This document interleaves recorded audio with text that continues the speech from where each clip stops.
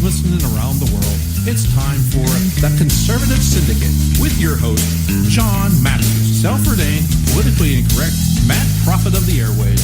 The Conservative Syndicate is comprised of some of the most knowledgeable activists and pundits today that together seek to tear down the imaginary wall of separation between church and state through education, information, and engagement with those seeking the truth regarding the similarities and differences between the religion of politics and the politics of religion. We have put in place the toughest ethics laws and toughest transparency rules of any administration in history. In history. Lack of transparency is a huge political advantage. And basically, call it the stupidity of the American voter or whatever. Did you mislead Americans about taxes, about keeping your plan, in order to get the bill passed?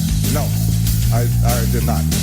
All you can do is just tell the truth and trust in the American people that over time, they're going to know what the truth is. For some reason, people keep on being surprised when I do what I said I was going to do.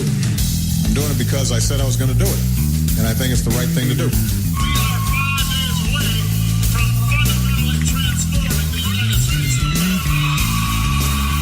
And now, your host, John Matthews. Well, how we doing out there all across this great land of ours and around the world? It's that time again. It's time for the Conservative Syndicate coming to you live right now out here from the old left coast. I am your host, John Matthews, mad prophet of the airways, on a mission from God. And that mission is to tear down the imaginary wall of separation between church and state. We do that on this show by espousing what we call the conservative gospel and exposing the lameness of the leftist agenda. And we thank you so much for taking the time to join us. Man, a lot happened last week, or a lot happened over the weekend. And we're going to try to sort through it and try to make some sense of some of it. Some of it will never make any sense. But we'll give it our best shot here and just try to do what we do best in this show, and that is to educate, inform, and engage you, our listening audience. So we're, once again, glad to have you with us tonight. I've got with me my co-host, partner in crime, Joe Hakos from Dryer Report. How are you doing this fine Monday, Joe? I'm just confused, John. I don't know who I am anymore. I'm sorry? Don't know. I don't know who I should be. Probably. I feel like I'm trapped, John. I don't know what I'm trapped by. Maybe it's this gravity thing. Well, I spent the weekend trying to figure out what and who I really am,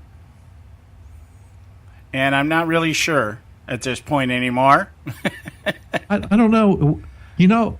Maybe I haven't. I just, when I grow up, I'd like to be a rocket scientist. Well, I grew up thinking that I was a boy, and now I'm wondering if I am, even a Caucasian. I'm wondering if that's really a true definition of what we are today. Could I? Maybe I could be a strawberry vanilla ice cream cone. Yeah, well, what I was thinking of over the weekend was George Carlin once did a routine where he said you can spell your name Smith and pronounce it Janowski if you want to. Yes, why not? And then you can have your parents go, I don't know, he was Smith when we had him. Yeah, well, I remember him also making comments about being an Irish guy growing up in his neighborhood. He said you didn't see black guys walking around, talking like young Irishmen, but you saw young Irishmen standing around going, "Hey, what's up, Dan?" And so I'm kind of thinking maybe he knew a little bit more about life than we do. Or he was just, it could have been back then. You never know what he could have been experimenting with. And, it was just one of them, man, this is crazy. It'll never really happen because it's so far out. And look at it. Now it's... Well, anyway. Kind of comes true. Oh, my goodness. John, we're living a nightmare. I know. It sure seems that way. What we're going to do tonight, we're going to try to cover at least three topics. I don't know how far we will get into any single one of them, but in the first hour here, Joe and I are going to try to dissect a couple things that are going on out there. And in the second hour, Karen Sigmund will be joining us. She's still out on the road. She should be back. I would imagine they're coming home sometime this week. They're still out on the road. They're in New York right now. And she's accompanied Evan Sayet on his tour. I think he did his last show yesterday in New York. And taking a breather and visiting some relatives. And I guess I'll be heading back out here at that point. And anyway, so we're going to be going on, we'll be talking to Karen in the second hour. And I know Karen's going to want to talk about this situation with the trade bill. And I imagine she'll want to talk a little bit about this thing with the NAACP, Rachel Dolezal, or Dolezal. I don't know how she pronounced it. I'm surprised she didn't change her name to Lakeisha or something like that. But we're going to be doing some talking about that also. So I guess let's open up the show tonight with just I don't want to spend a whole lot of time on this right now, and probably won't want to spend a whole lot of time down the road. But Jeb Bush declared his candidacy today. So I'll let you talk about that, Joe. What do you take away from this? What I took away from Jeb Bush and his announcement today was, here, just let me play it to you, and then we'll talk about it. We got a couple minutes. We can do this. So this is Jeb Bush today during this little announcement in Miami, Florida.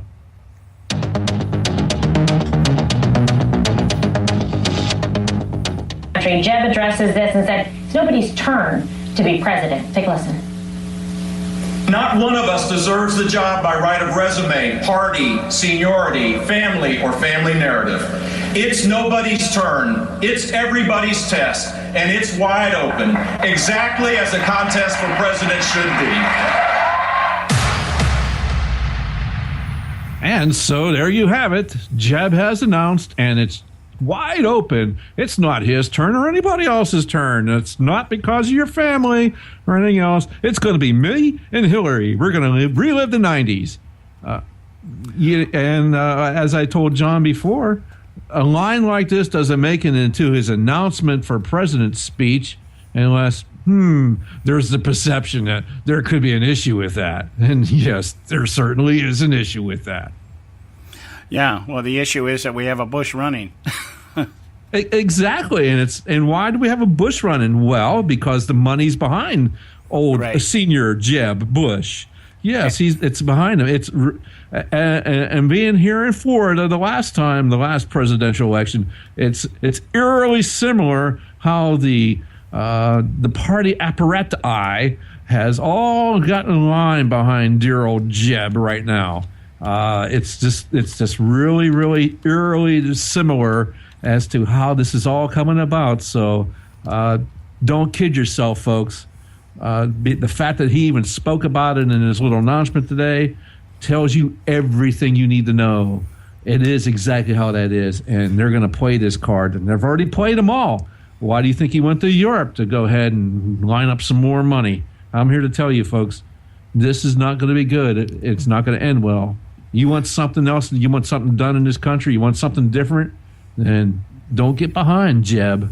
Don't get behind these guys. And the establishment Republicans just last week shown their true colors, and they continue to do so. You got Jeb Bush going in there. You're going to have nothing more but the same old stuff going on. Yep. It's new, and it'll be packaged as new and improved, but it'll be the same thing. There's no way around that. I mean, what else can you do? I mean, it was really funny. I saw something today. Somebody had posted something on my Facebook account about the fact that, this is going to be the argument we get from the establishment, the RINOS, is that, Jeb Bush is better than Hillary Clinton. It's that kind of thing. And, the thing is better than Hillary Clinton in a pantsuit? Yeah, well, it was funny the way that the young lady posted. The comment was, well, at least Jeb Bush is better than a liberal, communist, progressive, that kind of thing.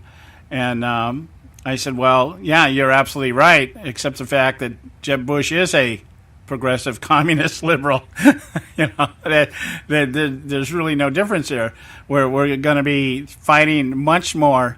I think in some regard, having Jeb Bush in the race is going to make it even more difficult during the primary process, because what's going to happen is a lot of the standard Republican establishment base, which never vet candidates, these are the people that vote because of the R or the D or the I behind the name of the candidate, and not really too much concern about what they're actually saying.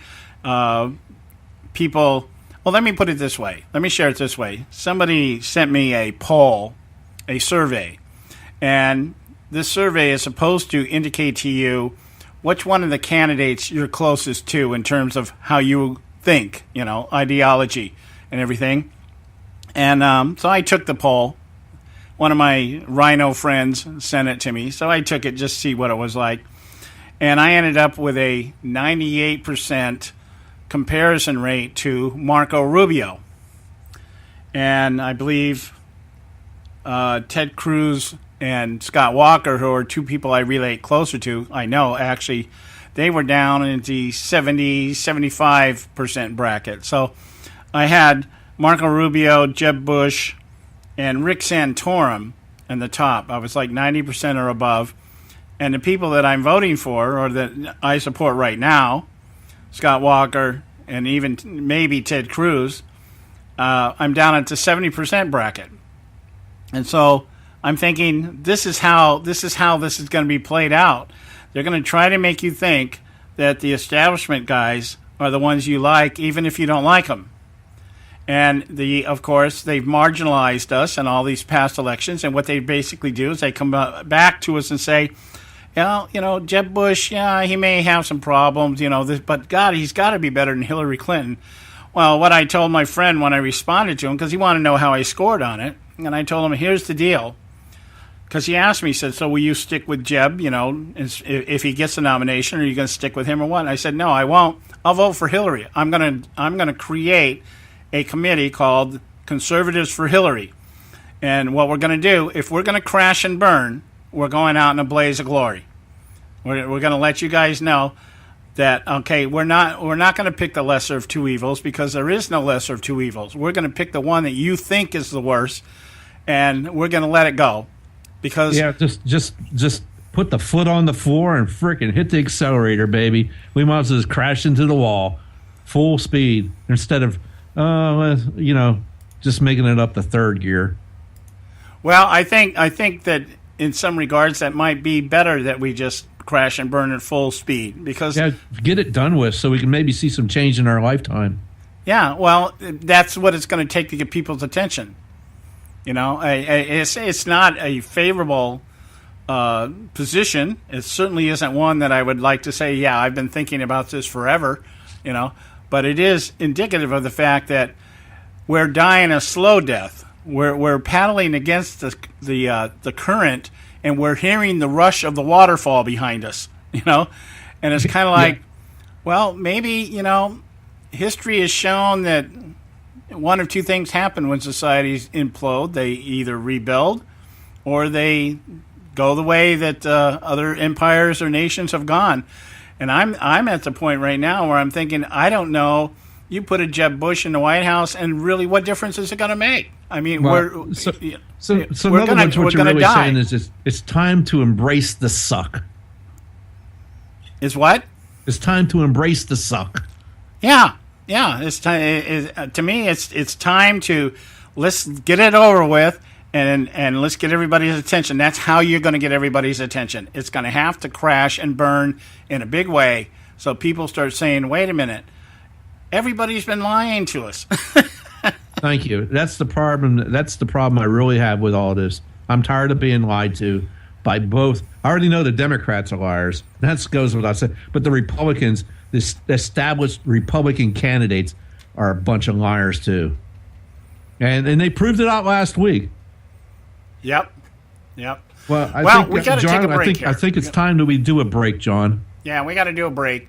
When we come back, we'll We'll do just a little bit more rambling, but we're going to get into our topics for tonight. We're going to talk about the Clinton campaign. We're going to talk about the trade agreement. I really want to spend some time in that because people really need to get a handle on what's going on here. This all relates back to the Republican Party and the RINOS and the establishment and everything else. Even our good buddy Ted Cruz has been fooled or duped or bought out. I'm not really sure which. But something's happening there. So we're going to try to make some sense of all this. So stay with us right here on the Conservative Syndicate. We'll be back in just a moment. You can catch all our archives at theconservativesyndicate.net. The Conservative Syndicate. Real conservative talk from real conservatives. When our water heater broke down last month, it was a nightmare. It took 5 hours for the plumber to show up, and he charged us a couple of $100 just to come out. Then it cost another $1,800 to put in the new water heater. By the time it was all said and done, I felt like I'd been taken. But what else could I do? The smartest thing you can do is get a home warranty from American Residential Warranty. Their home warranties pay to repair or replace all your major appliances when they break, and they will break, and at the worst possible time. Call American Residential Warranty right now for free information on home warranties starting at just pennies a day. Don't wait for your refrigerator to stop running or your ceiling fans to stop turning. Call American Residential Warranty right now. Ask how you can save up to 50% on washer and dryer coverage. Just call 1-800-790-5960. That's 1-800-790-5960. Again, 1-800-790-5960. Call now. Prices are for base buildings only. May not be available in some areas. Attention business owners, do you want a stimulus package that really works? Before you spend thousands of dollars more than you should on your next building project, listen to this. General Steel has a stimulus package designed to help you save as much as half the cost of conventional construction on your next building. As much as half. That's right, General Steel can save you thousands of dollars with a pre-engineered steel building designed for your business or church. How about a 50 by 100 foot building for under $30,000? So don't pay thousands more than you should without calling General Steel first and save as much as half the cost and time of conventional construction. With the projected demand for steel in Japan and China, prices may be skyrocketing. 877-927-3360. 877-927-3360. 877-927-3360.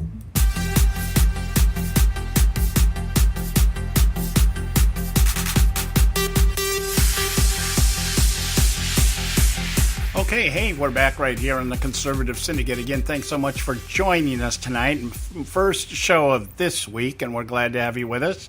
And we want to give a shout out to our audience out there on Roar Radio. And, of course, today we're coming on primarily through our own account out there in Spreaker and being picked up by Patriot News Network and SHR Media and Pundit Press Radio. So we've got everything blazing and gazing out there right now. So we're glad that you took the time to come on with us tonight. And what we're doing, what I want to do right now, I want to talk about this issue here. Not really an issue, but very indicative of something here.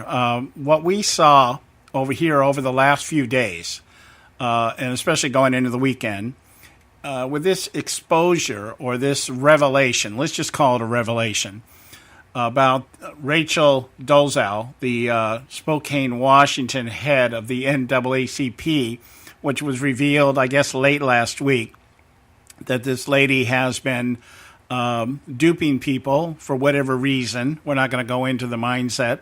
But that she's been trying to convince everybody that she knows that she's actually of black descent. She's, in her phrase, she doesn't like the term African American because I guess that would be too identifiable. She just likes to think of herself as black. And what we've seen over the past 4 or 5 days, I guess, is the original revelation. It came from her parents. Then there was of course, the immediate media assault or onslaught, trying to make everybody aware of this controversy because they love the race war that they're trying to be part of creating.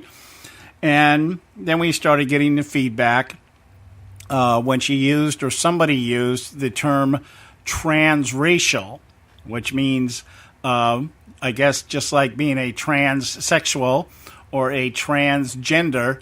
Trans means that, I guess, at this point in time, and another word that we use to mean one thing, and the liberals are using it to mean another one. It means whatever somebody wants it to mean. So we're once again, we're transferring meaning, or we're redefining, or we're transforming through our translation of whatever something means these days. There's a lot of trans going on there. Yeah, and we've seen the extremes. Joe pointed out, sent me an article last week about the guy up in Canada who cut his arm off because he felt like it was never really part of his body. I mean, and it's not now. So this is how absurd it's getting, and it shows once again, if nothing else, the fallibility of man when left to his own devices. You let a person think about something long enough, and they'll certainly pick a way or find a way to screw it up and turn it into something that it isn't. So, anyway, where we're at now is that this Ms. Dozal was supposed to give a press conference yesterday. She canceled the press conference. She took more heat from the NAACP because they said she didn't have the authority to cancel the press conference, because the NAACP apparently had been the ones to schedule the press conference. I guess somebody came to her and said, "You're going to talk about this." And she chose not to do it, and she took it upon herself to cancel this press conference. So as of today, she has resigned from her position. And it's worthy to note that the NAACP came out with a statement saying, "We don't really judge anybody on their color," but strangely enough, she has chosen to resign. Now, I'm sure the NAACP... John, if I may interrupt, John, they don't judge anybody on their color, but what is NAA? What's the C stand for? The C? What do you mean?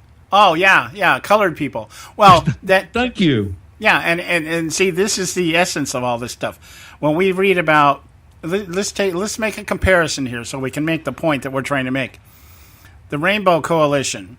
This is Jesse Jackson's old Black Panther Party, by the way. He took over the Black Panther Party back in the early 70s and turned it into the Rainbow Coalition. Now, I don't know about you, but I've watched enough stuff going down with Jesse Jackson over the decades that he's been involved in Rainbow Coalition. I have yet to see or hear anybody of any other color but a shade of black speak on behalf of this organization, attend any of their events. Now he goes to events that other people organize, and of course that's multicolored, multicultural, multi-diverse. Diversity, John. When you see something coming out of the Rainbow Coalition, and he's speaking on behalf of the coalition somewhere, I have never seen anybody of any other color but black. So what we're talking about is shades of gray.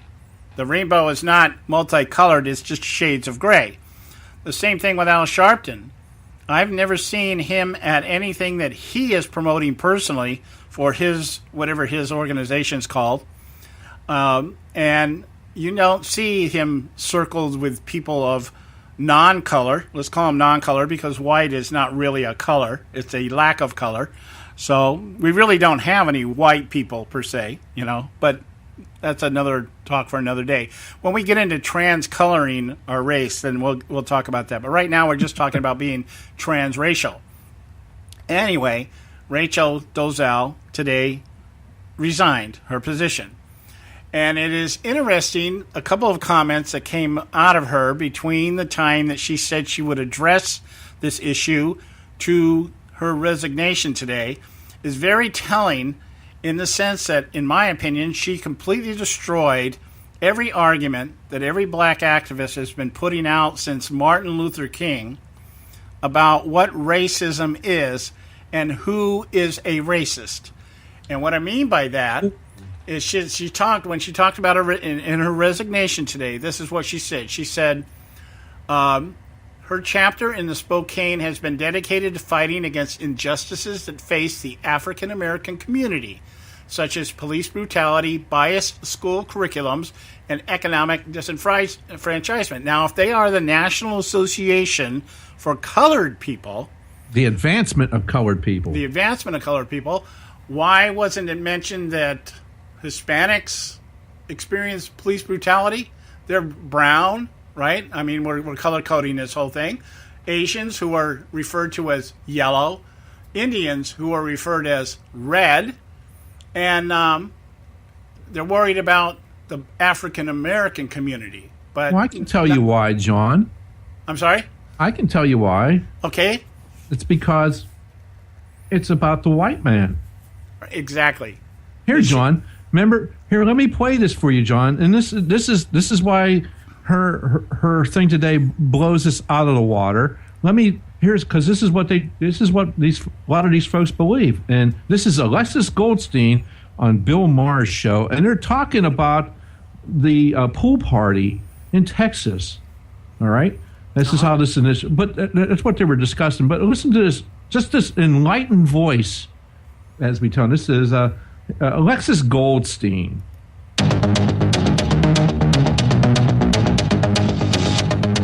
Pool party. Well, because it was why did 12 cops have to do the job of, hey, kids, turn down the music? Well, but I think it's because you see research from the American Psychological Association that say that cops see black children as older and more criminal than their white peers. I don't think it's just a matter of a few bad cops. I think it's a systematic problem. I think we have a system of white supremacy in this country, and we have to contend with the fact that we've had 200 years of affirmative action for white people in this country, and that makes its way into our public policy, it makes its way into our culture and our media, and that bleeds into implicit biases that people, not just cops, have. Yeah, John, it's 200 years of white affirmative action. It's in the system, man, so we must change all that. It's the white people did it. The white people made her change her stuff, make her feel like she was black. The white people done it all. I mean, it's 200 years, John. It's ingrained in the system, for crying out loud. It's part of the system. It's just there, John. You know that. So even when we're right, we're wrong. Yeah, but white affirmative action has been going on for 200 years. Yeah. Wish I would have known about it, before I did a lot of things in my earlier time, like. When I was in school, I probably would have applied for all kind of different grants and that kind of stuff, so I can maybe get into some crazy liberal college and learn about this stuff and be an expert at it. Well, I know. As I've been saying, I've been thinking about trying to apply for a loan for that specializes, in minority businesses, and just putting on the application that I'm black. And the reason I say that, I want to jump back here to Rachel Dolezal and these her responses to these questions about her actual race and ethnicity. And she says, as I said, the idea that the NAACP represents the African American community. So right there, that separates them from anybody else of color. So the name of the organization should be changed anyway. Now, the second thing she said is, but yet the dialogue has unexpectedly shifted internationally to my personal identity in the context of defining race and ethnicity. Okay? So she's saying, well, you guys aren't focusing on what we're doing for the African American community. You're now focusing on my racial identity. Well, that's because you have claimed to be something that apparently you're not. Yeah, you basically lied. Now, when she was interviewed by the Spokesman Review, and she was asked to identify her race, she had a chance to come clean. Yes. And she said, there's a lot of complexities, and I don't know that everyone would understand that. She then went on to say, in her letter of resignation, that she says that there's challenging issues to the construct of race as being central to evolving human consciousness. Now, there's a liberal blurb for you. Oh, yes. The construct of race as it relates to the evolving human consciousness. Here's the evolution again. Here's the evolution. We know that our president evolved on homosexual marriage. We know that he has evolved on immigration reform in terms of granting amnesty because everybody needs a quote-unquote fair shot. But the idea here, this is the argument that kills the basic contention by black activists that race can only be understood if you're a person of color and specifically a person of black color. You can't understand race if you're Hispanic. You can't understand it if you're Asian. This is all within the context of being black because, after all, we didn't have any Chinese slaves during the Civil War. We didn't have any Irish slaves during the Civil War. It was just black people. You know, we didn't have prejudice and racism when the Jews first migrated over here or the Italians first migrated over here. That didn't exist. It's always been about the black man, and it's always been oppression by the white man. So what I'm getting to, the point I'm getting to here, is that for whatever reason now she's resigned, but this idea now that we can define race any way we want to. That's what she has basically said. If our evolving human consciousness within the construct of race is such that I say, you know what, because I'm white now, and because of 200 years of white affirmative action, I am now being held down. We have the Congressional Black Caucus, we've got the NAACP, we've got the ACLU, we've got all these organizations out there working for people of color, and most specifically, people of the African American community.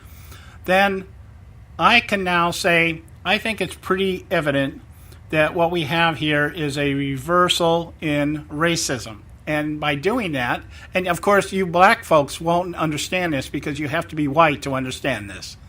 You have to be white to understand what reverse discrimination is. If I have to be black to understand what it means to be racist, then you have to be white to understand it from my perspective. Okay, so having said that, what I'm really leading up to here is your whole argument now is moot. This one lady destroyed your entire argument, and that is why she resigned from the NAACP. She has, if I could say, put a white mark on the record of the NAACP. And I don't know how they're going to recover from this, how they're going to turn it around, how they're going to spin it, but you can be damn sure they're going to keep trying. So we got to go to a break. When we come back, we'll continue our discussion here, and we've got a lot more for you. I mean, we're equal opportunity bashers here on the Conservative Syndicate. I can guarantee you that. We bash everybody, and we'll get to Jeb Bush in a little bit. So stay with us right here on the Conservative Syndicate. We'll be right back. You can catch all our archives at theconservativesyndicate.net. The Conservative Syndicate. Real conservative talk from real conservatives. Term life insurance. It can be a powerful way to protect your assets and your family. You work hard to earn and save your money to build a nest egg for the future. Don't let it get wiped out because you didn't plan ahead. Take the time now and make a small investment in $500,000 or more in quality term life insurance. Call the Term Lifeline and let us shop the best companies to give you the lowest rates. We specialize in policies of $500,000 and above. Ask about some of our 10 and 20-year fixed rate plans with guaranteed rates. Call the Term Lifeline right now for your free insurance quote. 800-870-3609. 800-870-3609. You owe it to yourself to protect your family and your assets. Make term life insurance part of that plan. Call the Term Lifeline right now. 800-870-3609. 800-870-3609. Hey folks, if you're like me, you don't place a whole lot of trust in today's media for the real truth and facts regarding the volatile world of finance and politics. When I want the real scoop on money, I go to the most trusted source I know, my good friend and colleague, Bob Cardoso. Bob is a noted expert with a PhD in international finance who airs his nationally known, globally syndicated show, Robert Cardoso Live, daily, Monday through Friday from 4 to 6 p.m. Pacific Time. With Bob, you'll get the right information at the right time from someone who knows his business and can help you make the right decision concerning yours. Again, Bob airs daily, Monday through Friday from 4 to 6 p.m. Pacific Time. Visit his website at robertcardosalive.com for information regarding stations and topics. That's robertcardosalive.com. Check Bob out. You'll be glad you did.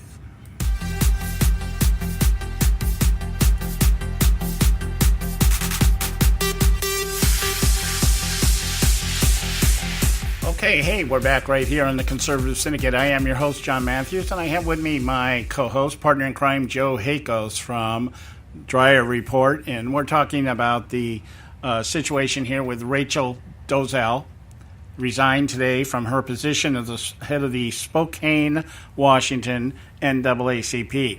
And the point I was making just before the break here is the idea that we're now into transracialism, where people can now decide, I guess, on any given whim, according to their evolution of consciousness within the construct of race or whatever, race and culture. And one of the things that Miss Dolezal had been talking about over the few interviews that she gave from the time this came out into the public arena and the public eye is the fact that she believed she was black. She's like, I've always felt like I'm black. And the idea being is that she relates more to them, in her words, on a cultural basis. Now, that's a very important statement, because one of the things we have said on this show, time and time again, I have said this for years now. I'm coming up on almost 10 years now on the radio. I got about, maybe 9. I think I'm coming up on 9 right now. And I remember as far back as 2008, in a debate that I sat in a room with 5 Democratic socialists from UC Irvine and a radio station disc jockey who were all black. And they came at me from the black versus whitey viewpoint. And I told them, I said, to me, we're color-coded. Our cultures are color-coded.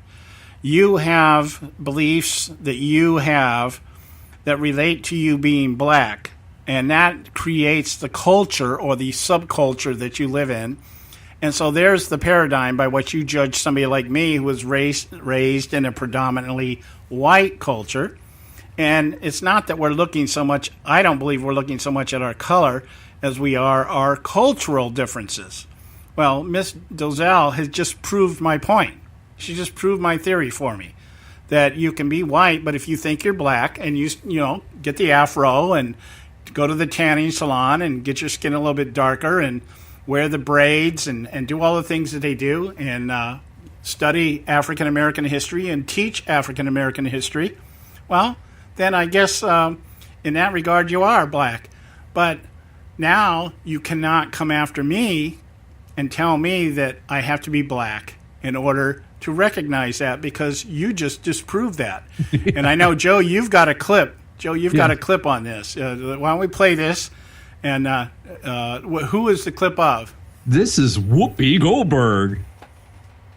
Oh, yes, The View. Okay. Yes. This is Whoopi. This is back at the end of last year, back of December of 2014. And I'll just let the clip speak for itself. All right, so here we go. What is racist to you? I'm a gay American who's been told what homophobia and hatred looks like. It's not the same. I have the black kid I raised, Whoopi. I was a kid in my house. That is not the same thing. You don't have to be black to know what racism is. Yes, you do. No, you don't. Yes, you do, no, baby. You do not. Yes, you do. So, as she's arguing with Rosie O'Donnell, who goes, you don't have to be black to know what racism is, Whoopi's like, yeah, you do. You have to be black. So, there you go. Yep, and there you go. And we know, of course, Rosie has her own version of transsexuality. Yes. And, so, but she can't possibly understand what it means to be black. Nope. No. Well, so here's that's what I want to close this segment on, and this piece on. If it is true, according to Miss Dolezal, that we can culturally evolve, it says 2 things. One, it says the argument that racism is always based on color I'm not saying at times it's not. But to just give this blanket across-the-board paradigm that if you're not black, you can't possibly understand what racism is about, that is a lie. The second thing is, and this is even more important, if it is true that we can become culturally, is that a word? I can't say it. It is now. Okay, if we can become, let's say, we can become diverse in our thinking and acceptance of other cultures, then racism can be resolved. That's an encouraging point. We can take some encouragement out of this. If it's not about color, but it is about culture, then the only thing that remains for us to be able to resolve our differences is to be able to understand each other's culture. Now, there you get into the night and day.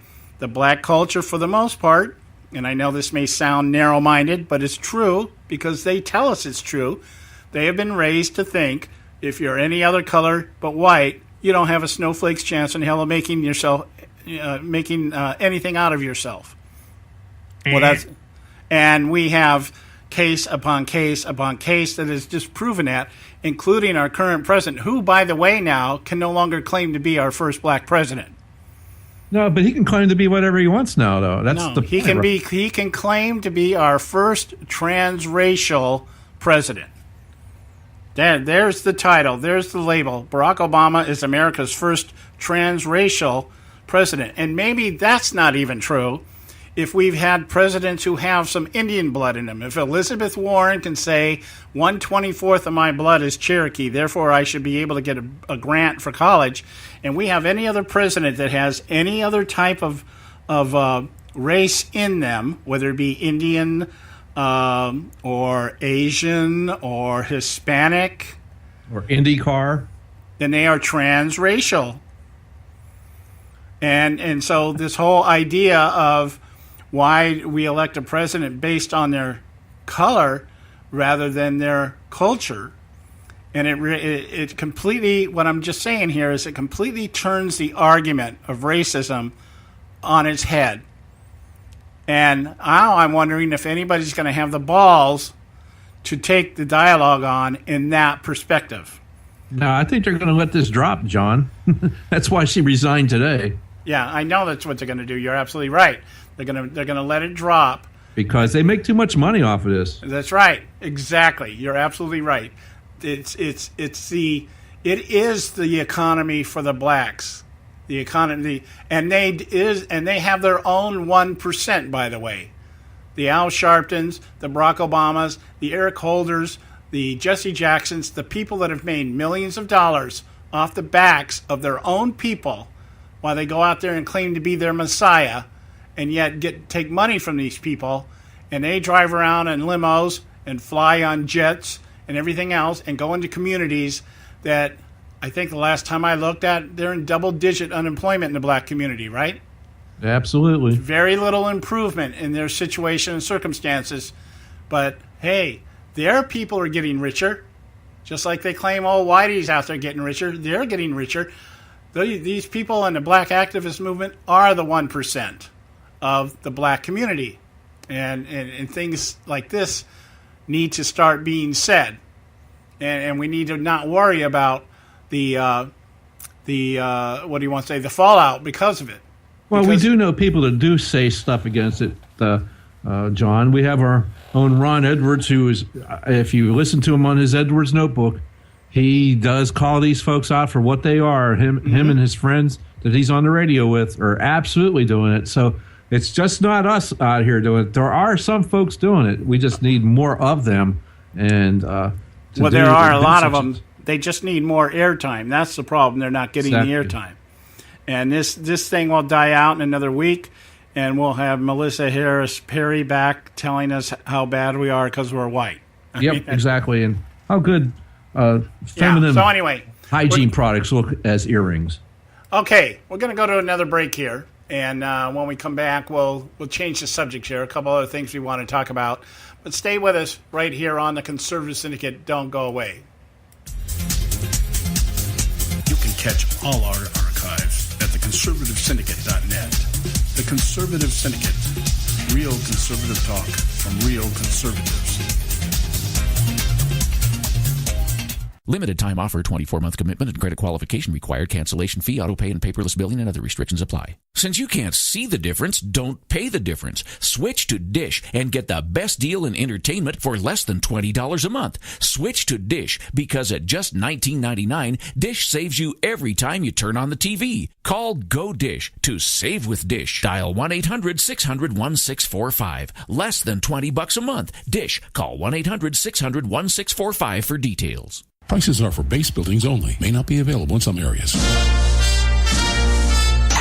Attention business owners, do you want a stimulus package that really works? Before you spend thousands of dollars more than you should on your next building project, listen to this. General Steel has a stimulus package designed to help you save as much as half the cost of conventional construction on your next building. As much as half. That's right, General Steel can save you thousands of dollars with a pre-engineered steel building designed for your business or church. How about a 50 by 100 foot building for under $30,000? So don't pay thousands more than you should without calling General Steel first and save as much as half the cost and time of conventional construction. With the projected demand for steel in Japan and China, prices may be skyrocketing. 877-927-3360. 877-927-3360. 877-927-3360.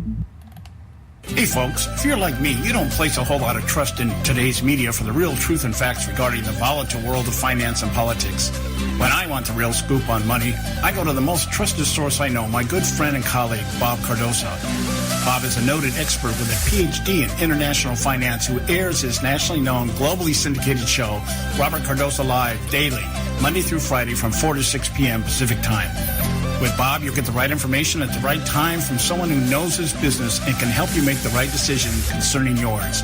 Again, Bob airs daily, Monday through Friday from 4 to 6 p.m. Pacific Time. Visit his website at robertcardosolive.com for information regarding stations and topics. That's robertcardosolive.com. Check Bob out. You'll be glad you did.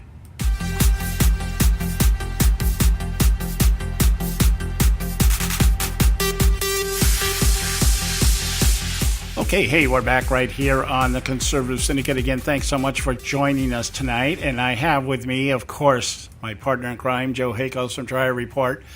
And what I want to do in this segment here, I have a couple of things that I want to talk with Karen about when she comes on the next hour.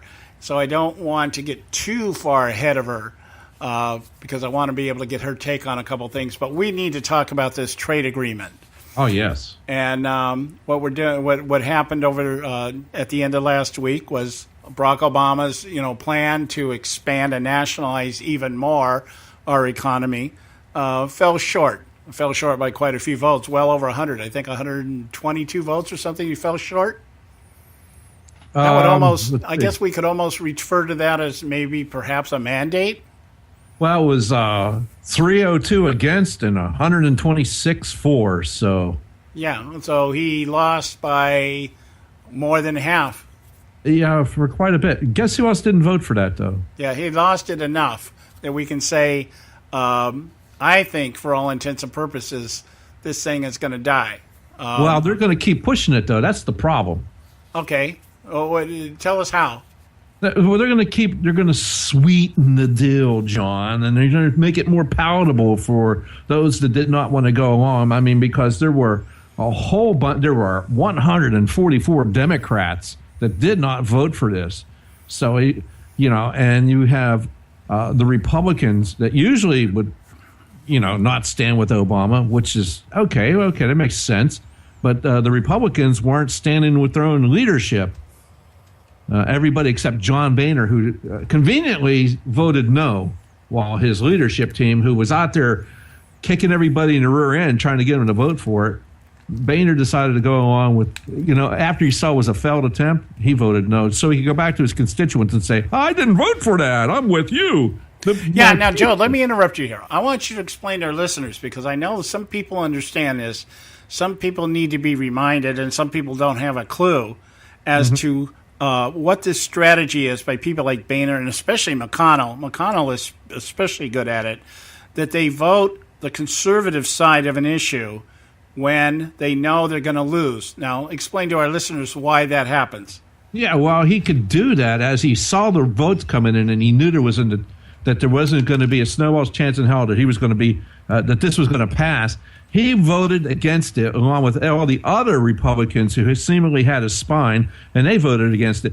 Now, John Boehner can go back to his constituents and say, look, I was with you on this. I voted against this along with all those other people. How can you dare call me part of the establishment and a rhino and all these other names? I'm with you, man. I'm with you. Meanwhile, every single speech he gave up until that, and it's still today, he's out pushing to get this thing passed. So it's all play acting. He's trying to just play both sides, and he can do that as the speaker. A lot of times the speaker doesn't even vote on anything. The speaker just stand up and he doesn't have to vote because he is the speaker. The speaker does not have to do this. It's in the rules. He doesn't have to do this. And so by him doing this, it's just a show vote. So he acts like he's part of the people that are against Obama and part of the people that are for the Americans and a part of the people that want what's best for the American workers.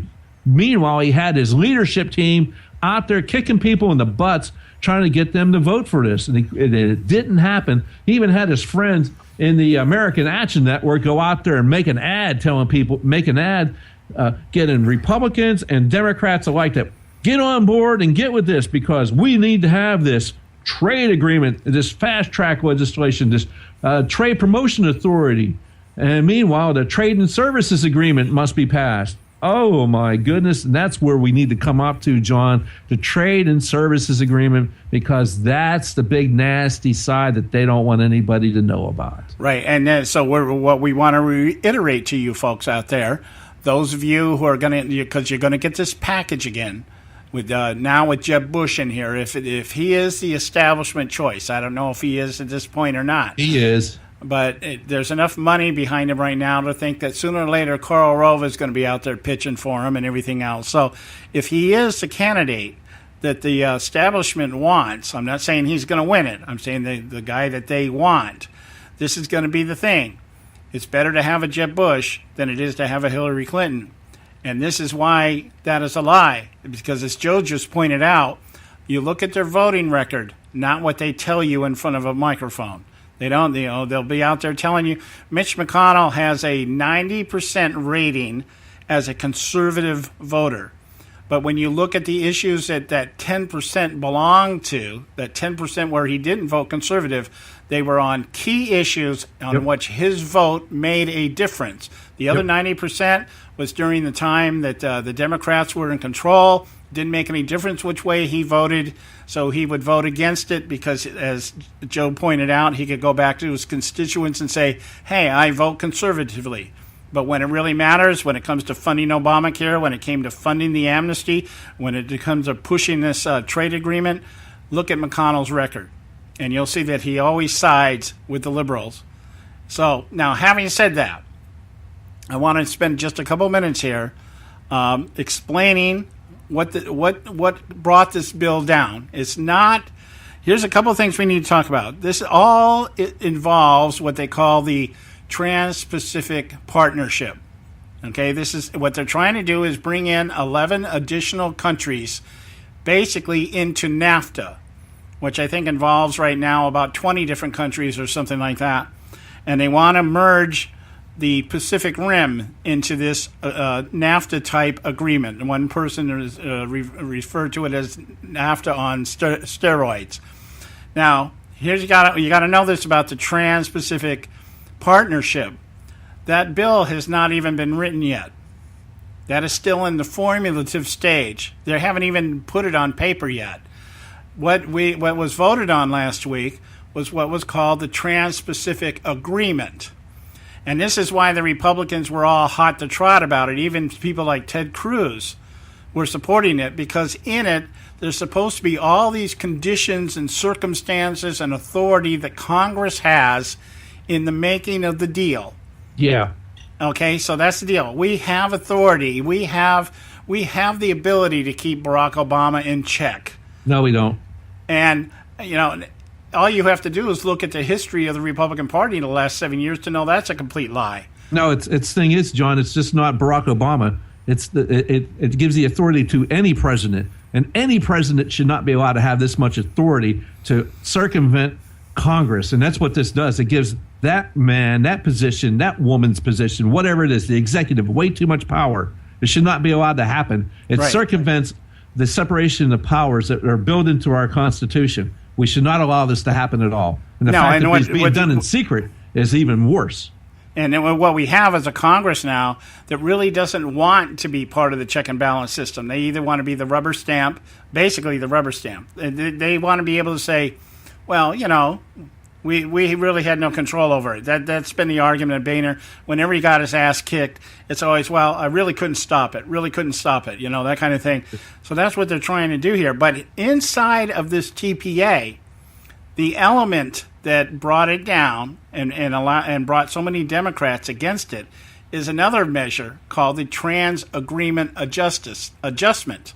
This is the element of the TPA that very little people talk about. Ted Cruz, when he was defending it, didn't address it. I have not heard one candidate address the element called the Trans Agreement Adjustment. But this is what brought it down to a no vote with the Democrats. And what this basically means is that the United States government will be subsidizing people who are employed in companies that, because of the agreement, lose business or lose wages because of the cost involved, American manufacturing versus foreign manufacturing. If you pay somebody over here, let's use McDonald's, you get your minimum wage, $15 an hour to flip burgers. But over in China, they pay them 5 cents an hour. Now, if we want to ship burgers over to China, we have to pay a tariff that would be the equivalent of maybe $13 an hour to offset the wage difference. And so what the unions are saying, well, you're going to destroy jobs, you're going to reduce wages. And the government's saying, no, we'll adjust for that. Yeah, well, who's going to pay for that adjustment? Yeah, they're going to make it better, but it's even worse than that, John. And it's too complicated right now to talk before we have to go to the top of our stuff. So I think when we come back, there's some other things we need to talk about that are hidden into this thing. Yeah, absolutely right. Now, but the point is we want to make we'll leave it with this thought here, and we'll go to the top of the hour, we'll come back.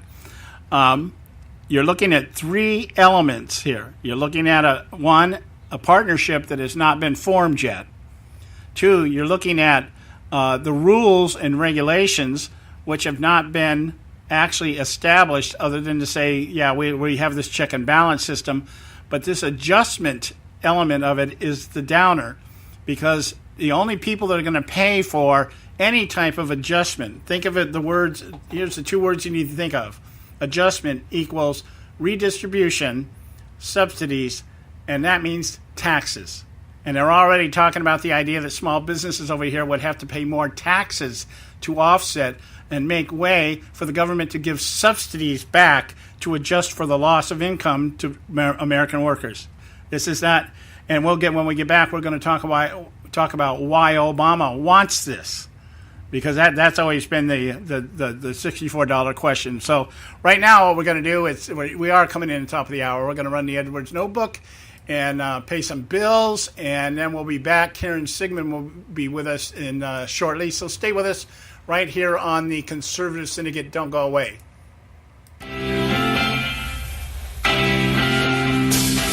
Once again, President Obama proves he is more concerned about appeasing terrorists and illegal aliens than protecting our republic from enemies both foreign and domestic.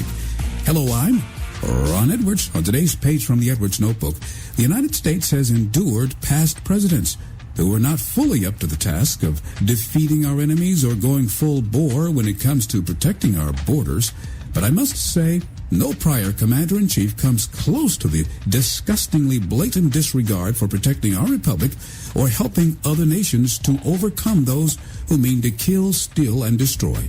To this day, the White House occupier has not approved or seriously proposed one single measure that would benefit or strengthen the United States of America. For example, the United States has an abysmal record when it comes to negotiating and participating in trade agreements. NAFTA and GATT quickly come to mind. In fact, every trade agreement officially sanctioned by government has led to even greater U.S. deficits with their trading partners. I would propose to first eliminate all barriers to trade between the 50 states. For example, insurance companies would be free to ply their trade as far as the free market and success allows them. The government is not a private sector business and was not meant to be engaged in such activities because the nature of government makes it an impediment to such things as authentic free trade. Secondly, I would propose that American-based companies would be free to engage in economic activities with individuals and other companies located within any allied nation. Of course, the government should have the resolve and the power to protect the interest of American companies, for example, from sudden nationalization or seizure threats. The American government must be persuaded to refrain from negotiating so-called free trade agreements. I cannot recall any government-negotiated free trade agreement that has benefited the United States. Again, those government agreements have either increased or produced American deficits with foreign trading and or business partners. Let us now view the important issue of securing our borders. For years before the current disaster in the White House, America has failed to adequately secure our borders and stem the tide of unappreciative illegal immigrants. Some estimates, including mine, puts the possible number of illegals living off the fat of the land at taxpayer expense at around 30 million. Within their ranks are possibly a substantial number of Muslim terrorists who are awaiting orders to do major damage. It is believed that one or possibly two major American cities could soon be affected by some type of terrorist activity. ISIS terrorists have already threatened to wreak havoc in America and even harm President Obama. Yet the president has done everything imaginable to reduce and weaken our military. He has consistently refused to upgrade weapons systems and has drastically reduced troop numbers to the point that America no longer has the capability to fight two major conflicts simultaneously. So now, Russia, China, and Muslim terrorist groups no longer fear or at least respect U.S. military might. In fact, China now has more influence in South America than the United States because our Obamonomics economy inhibits a powerful forward thrust of American influence. Combine that with Mr. Obama's disdain for United States power and influence in the world, and you have a recipe for disaster. The late President Ronald Reagan said it best: we can only secure world peace through strength. Have you noticed that as America weakens, the world continues to unravel politically, relationally, and economically amongst nations? To sum it up, we must not only change directions politically in the upcoming elections, the Republicans in the legislative branch have not been consistently holding up their end of the bargain when it comes to governing. Often they have allowed President Obama to continue almost unchallenged in his quest to diminish the United States of America. If America is to be rescued from utter demotion to the lower ranks amongst nations, the status quo will not suffice.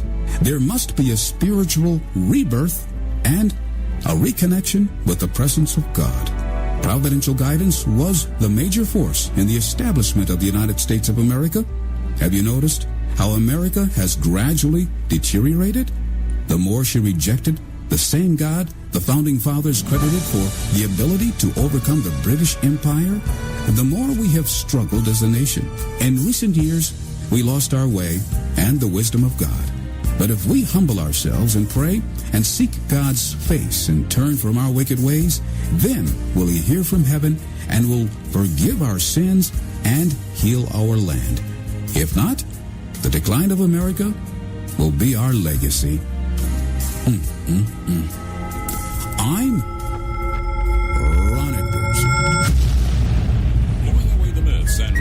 Speaking the truth, you can continue to blow away the mist with Ron Edwards on Facebook, Twitter, and theronedwards.com.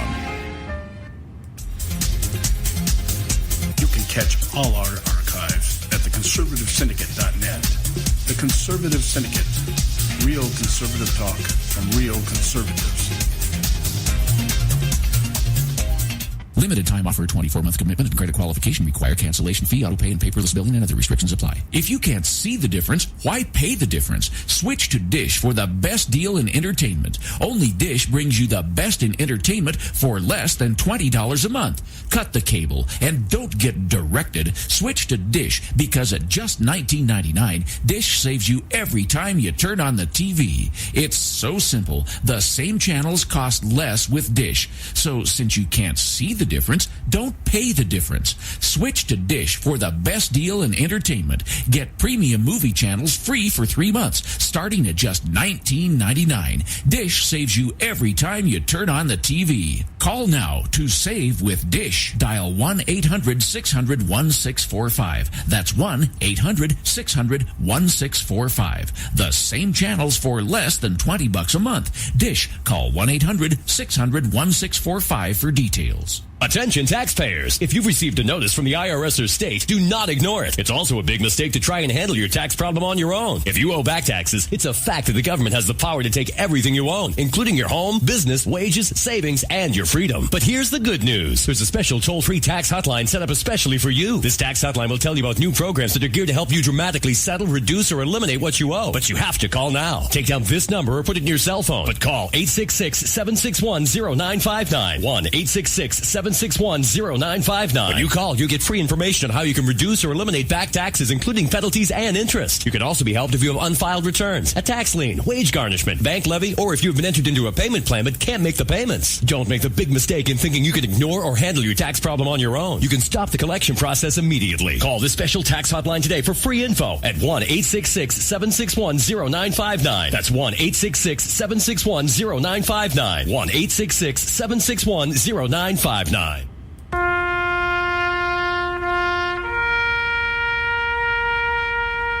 Read something recently worth thinking about. It's the soldier, not the campus organizer, who's given us freedom to demonstrate. It's the soldier, not the reporter, who's given us freedom of the press. It's the soldier, not the poet, who's given us freedom of speech.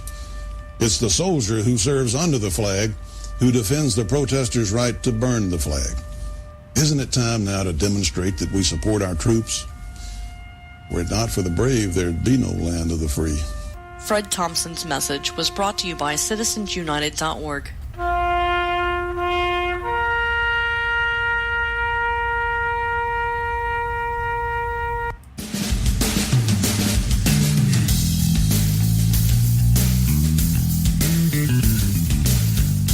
Good evening, America, and those listening around the world. It's time for the Conservative Syndicate with your host, John Matthews, self-ordained, politically incorrect, mad prophet of the airways.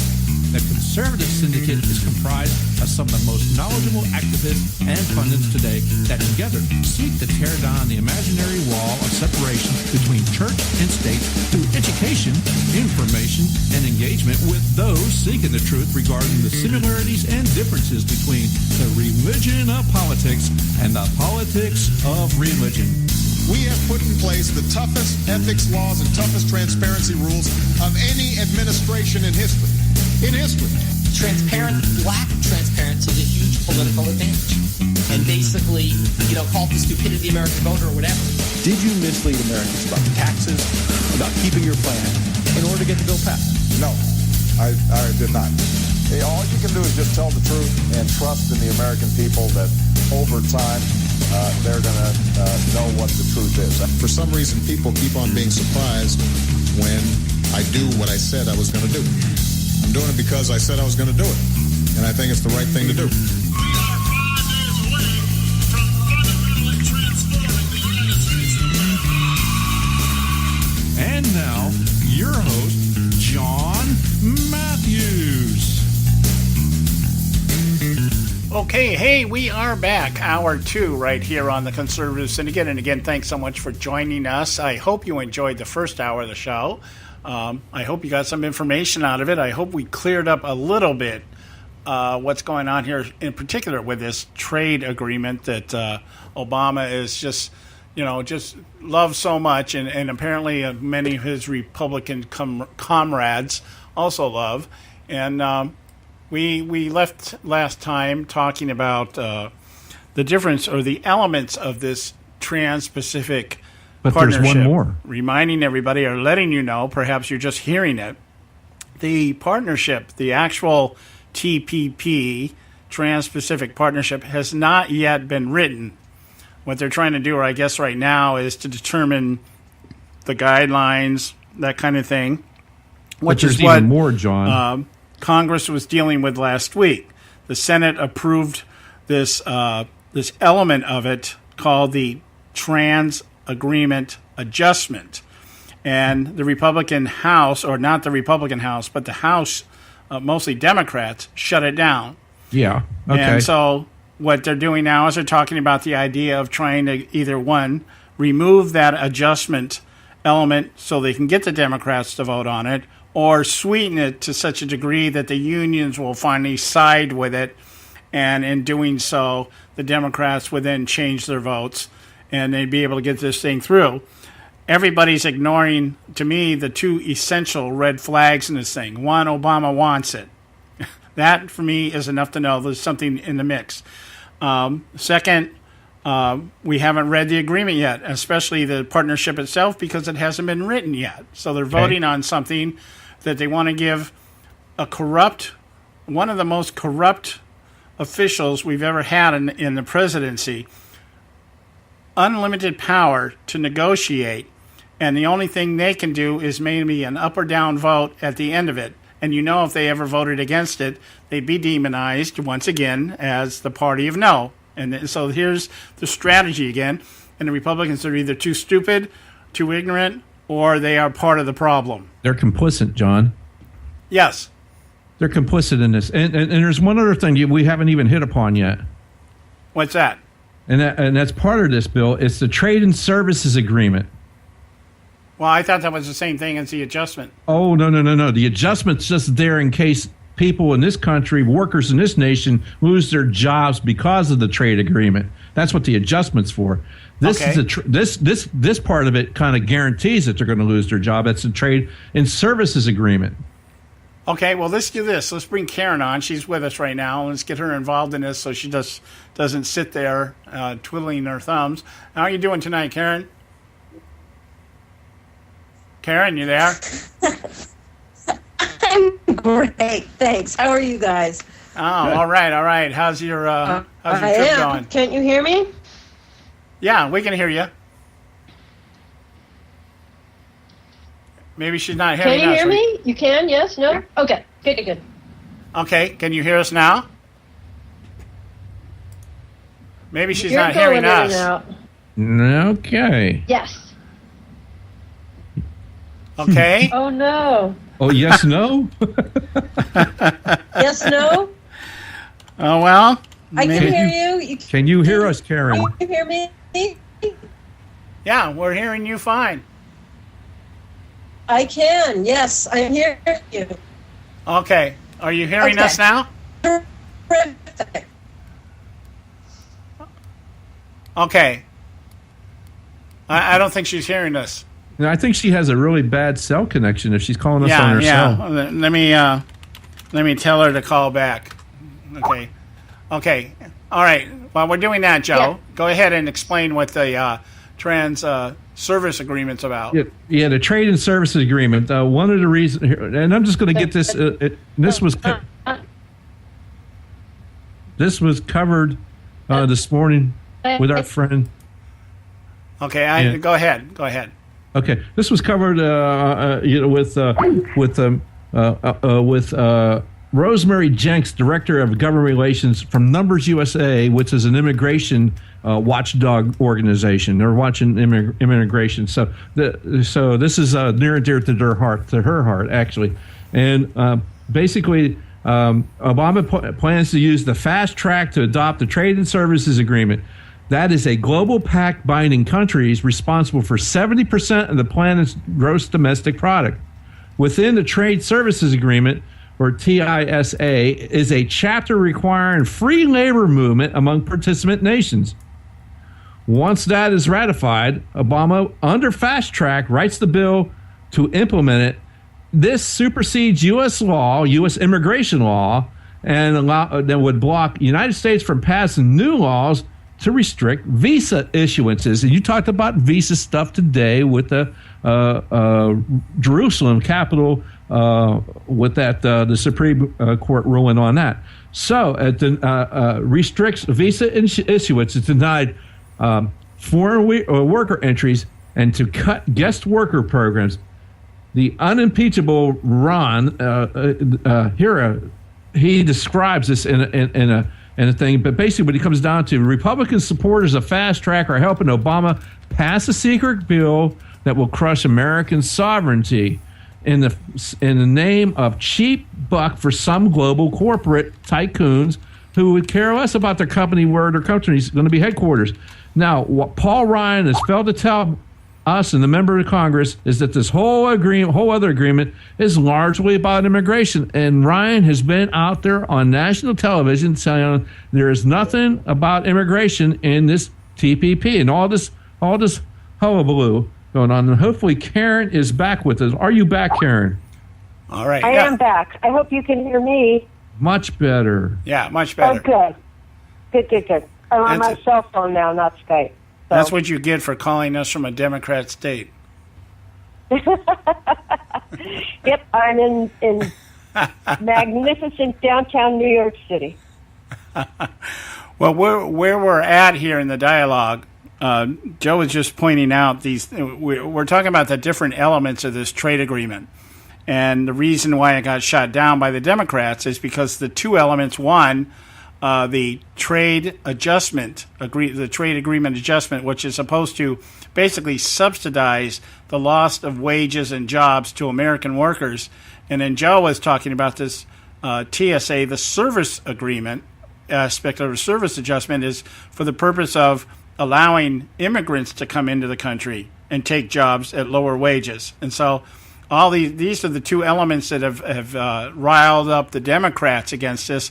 And, of course, the Republicans don't care because they've been promoting illegals here anyways, because they work below wages. So you can see now I guess what we're saying is now we see revealed why, one, Obama wants it, and two, even more so, why the Republicans want it. The Republicans have always been players in the let illegals stay here because the companies make more money paying lower wages. Baby. Yep, open borders. I'm sorry? Yep. Open borders. Yeah, and so we're talking about an immigration policy coming in through the back door, and we're talking about wealth redistribution coming in through the back door. And American taxpayers don't understand that both of these things will be paying for at the expense of our own jobs. So, having said that, Karen, and where are you at on this? How have you been staying up with it? Because I know you've been traveling. I have, and I've been paying some amount of attention. I guess the thing that concerns me the most is to find myself agreeing with Nancy Pelosi. I find that really disturbing, and that worries me a lot. On the other hand, she can't be wrong all the time, even a broken clock. So, I felt the same way about Elizabeth Warren. The fact that Elizabeth, right, and Warren too. Yeah. So, what do you think in terms of Ted Cruz? Let me ask you this: Ted Cruz has come out in support of this. How does that grab you? Well, I have to confess that for a while I like the idea of a Ted Cruz more than I like the actual Ted Cruz. And this particular instance, I've tried to find an argument for being okay with his stance on it, meaning for it, and I can't find a way to make it be okay. I think this is so... It's such an... I'm all for free trade. I think all the Republicans are all for free trade. Ted Cruz and, all of us. Free trade is really it's the way things work best. Yeah, And supposedly. lower tariffs and so on is best. But that's not what this is. You were mentioning a number of ways this is a backdoor to this and a backdoor to that. And I think those are really the problems. This is a backdoor to immigration stuff. It's a backdoor to again, as if every single one of these things, Obamacare, Common Core, all of these, it's a backdoor to more power vested in the executive. And I am just completely against that. And this seems like that too. And to give him more power, this fast track ability without going to Congress on things that normally take 2/3 of a majority, right? I mean, these are treaties that we're talking about, but they're renaming them. This is unacceptable. And for Ted Cruz to be, I don't understand it. I think he didn't do the amount of research he should have done and thought, this is free trade and we're for free trade and that's the conservative stance. And then once the details started to be revealed, he has not had, this is just my conjecture, he has not had the ability in himself to say, you know what, I made a mistake.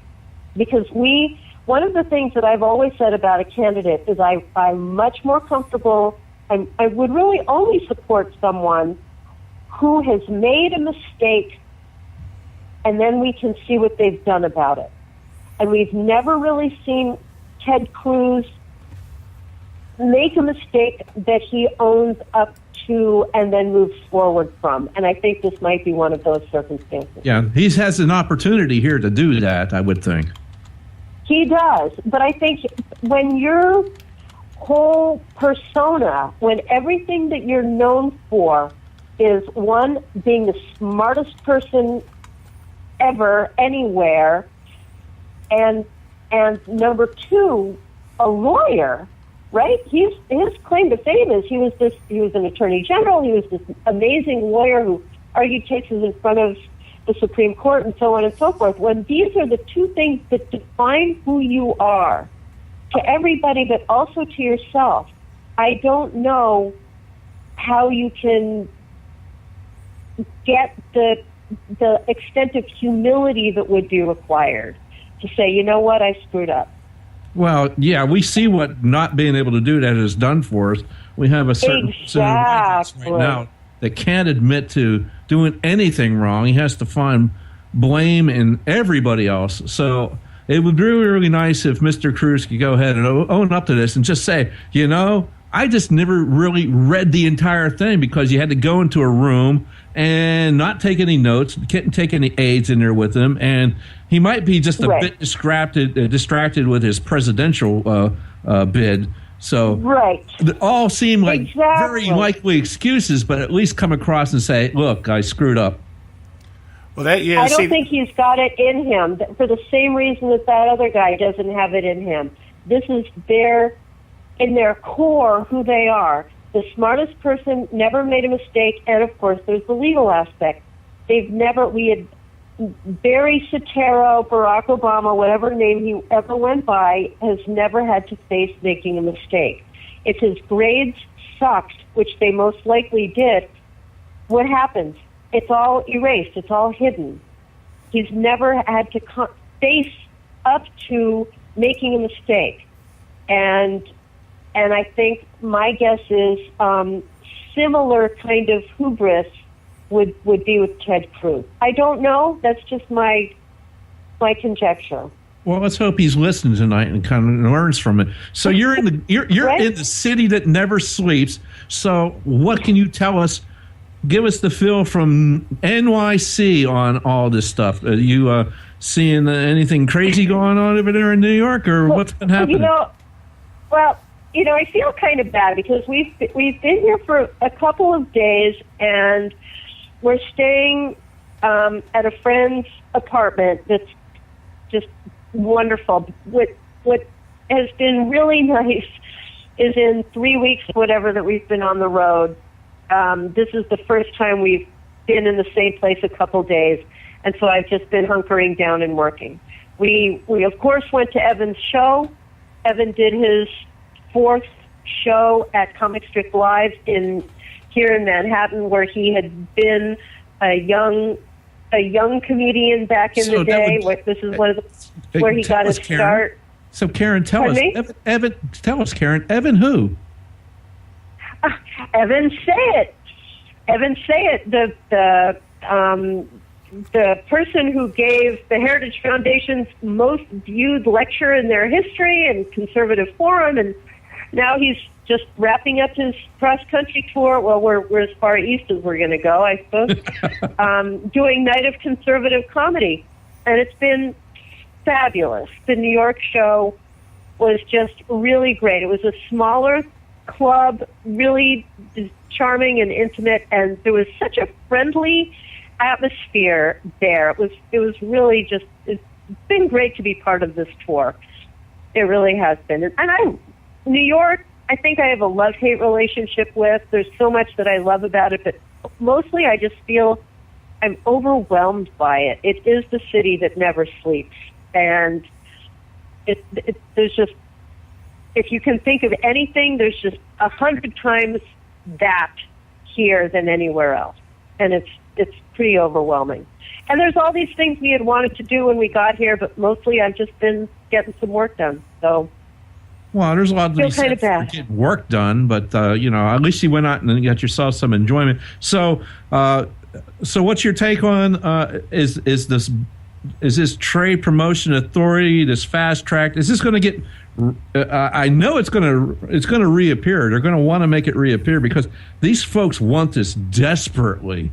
Obama wants it desperately, and the Republicans want it desperately. Leadership wants it desperately. So, how do you think it's going to work out? Yep. Yeah, they're going to find a way to blast this through. They did with Obamacare, right? I mean, nobody wanted Obamacare. A majority of Americans did not want Obamacare, and there were huge protests and everything, and they still did it. So yeah. Well, I don't think Americans even know this is happening, to be quite honest with you. Right, and that's the other really interesting thing. Just doing a quick scan through the media, where you would imagine that there would, well, in a perfect world, that this would be written up, the ins and outs and the op-eds and the, all this, so that people could make an informed decision. But it's not anywhere. It's not anywhere. As with all of this stuff, it's done behind closed doors, and we will wake up one day to a done deal or not. And I certainly hope it's or not. And, one of the best things Ted Cruz could do right now is to come out against it, because, that might be the story that the media picks up on. Yeah, well, it would set him apart from his peers, and then he would get a little bit of more face time and maybe steal some of that thunder from that other Bush that decided to pop his head out and play whack-a-mole. Yeah, that guy. But who has been speaking very sagely and sanely and with great wisdom, and a word I use with him a lot is an adult, is Rick Perry. He has really been an adult about this. We don't know enough. We can't give this guy fast track. He's in for another 20 months. I say if it's that important a thing, it can wait 20 months and let the next president deal with it. I think that's a absolutely mature. Really, why is this thing such an important thing to do right now? Well, it's not. This is part of the fundamental transformation of America that he wants to do. And again, it consolidates more power in the executive, in his greedy little hands. Yeah, exactly. It's not just about Obama now. It's about the other executive after Obama. Right. We give the executive way too much authority here. It goes against our checks and balances system of government that we have. And so it's not always all about Obama. That's what people have to start to figure out. Obama, suppose he's going to be gone here in a year and a half. Right. He's going to be gone. He's not going to be there anymore. And a lot of this, we have to get beyond fight Obama. We have to get what's right for us as a country, and why the Republicans want to do it. It's typical. It's because my king can have the power after the other old king dies and all that stuff. And it's just more insanity. Right. But in those 20 months, the amount of damage he can do is tremendous. And you're right, it is kind of bizarre that they're okay thinking about all this power consolidated in the executive. The idea of it being a Republican executive somehow, and it's way too far down the line for them to worry about, or what, that it doesn't seem to faze them at all. But in 20 months, what this guy can do, it's pretty terrifying. Yeah, it's amazing that this is being allowed to go on, and it is sort of what we should learn from NAFTA, and we saw what NAFTA's doing. So kind of we're going to be going to a break here real quick. So I want you to kind of think about what NAFTA was doing for our country and what if you remember the lead up to NAFTA, I'm sure you do, and seeing the similarities going on here. So we're going to go ahead and take a break here, Karen. I think we're going to do a little Moments of Madness. And then we'll come on back, and then we'll let you give us a little history lesson on the whole NAFTA stuff. Today on Moments of Madness.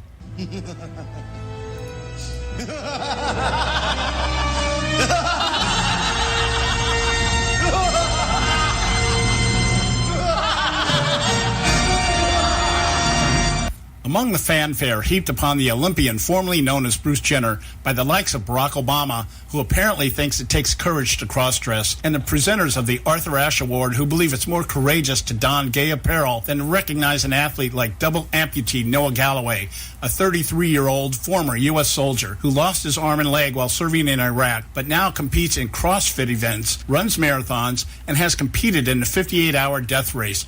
Little has been said about an attempt to have the IOC strip Jenner of the gold medal he won in the 1976 Montreal Olympics in its response to a petition that made the rounds, presumably in some homophobic redneck bar. IOC Communications Director Mark Adams relayed to Yahoo News, Bruce Jenner won his gold medal in the 1976 Olympic Games, and there is no issue for the IOC. Given the past history of the Olympic scandals involving hormone-saturated athletes that attempted to either enhance their performance or change their genetic makeup in hopes of representing their countries as superior human specimens, I tossed this around in my head and I said, hey, that was then, this is now. Good call by the IOC. No harm, no foul. I smiled to myself, acknowledging my empathy had won out. This would have opened a whole new can of worms. But then I read the second paragraph of the June 4th article on Yahoo, and well, my conservative reasoning once again trumped liberal logic. The article reads, in 2012, the IOC announced it would allow transgender athletes to compete against their chosen peers, assuming they meet 3 criteria. The athlete must have had gender reassignment surgery. The athlete must have legal recognition of his or her assigned gender in his or her home country. And the athlete must have completed at least 2 years of hormone therapy. When you consider the advancement of LGBT activism in just the last 3 years, it is quite mad. Boy Scouts and Girl Scouts now embrace homosexuality, making one wonder why their organizations still sport genetic labeling. Homecoming queens can now really be queens. Beauty pageants have redefined inner beauty to mean that which is genetically enhanced outwardly, and girls can now pitch in Little League or legally touch a boy's privates as she takes the hand off from center. Not to mention, on any given day, we no longer know who is showering with who in our public schools. Sometimes it takes something like the IOC or someone like the new and improved Bruce Jenner to make you realize that something is just not right, both politically and morally. If nothing else, it certainly gives a whole new perspective on the phrase, he throws like a girl. Oh, wait a minute, that is a girl. This is John Matthews for Moments of Madness.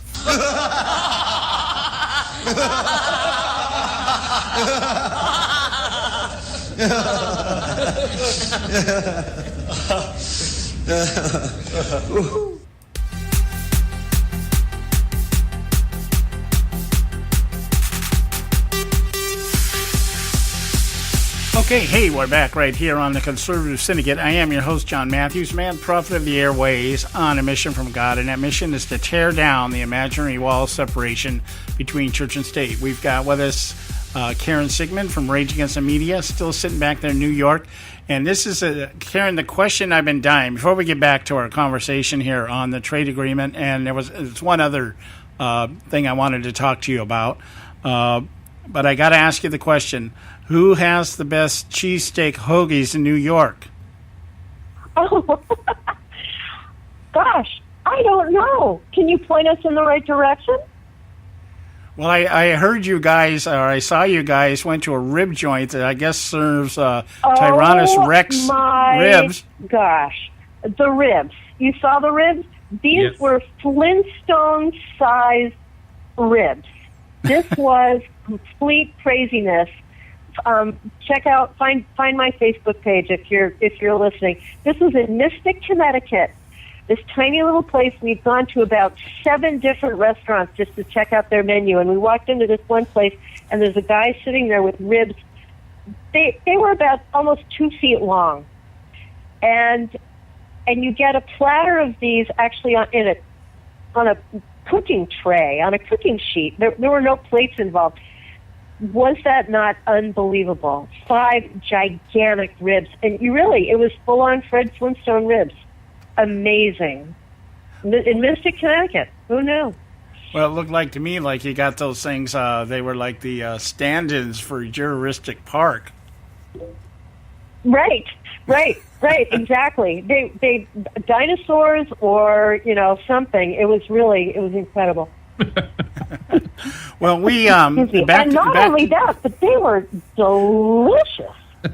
They were the best ribs either of us had ever had, and we decided between the 109 years that Evan and I have between us, they were the best ribs we had ever had, bar none.